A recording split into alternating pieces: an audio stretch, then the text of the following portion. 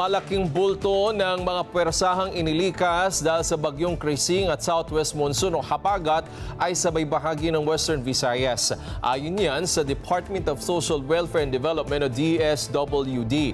Higit sa 3,900 pamilya sa Region 6 ang nanunuluyan sa evacuation centers. Sa Negros Occidental lamang, higit sa 3,400 pamilya ang nanunuluyan sa mga evacuation centers.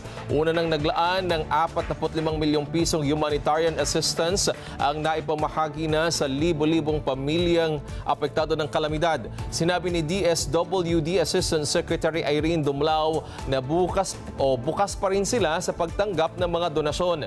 Nasa 5,300 o katumbas ng 20,000 individual ang nanunuluyan sa mga evacuation centers sa iba't ibang panig ng bansa.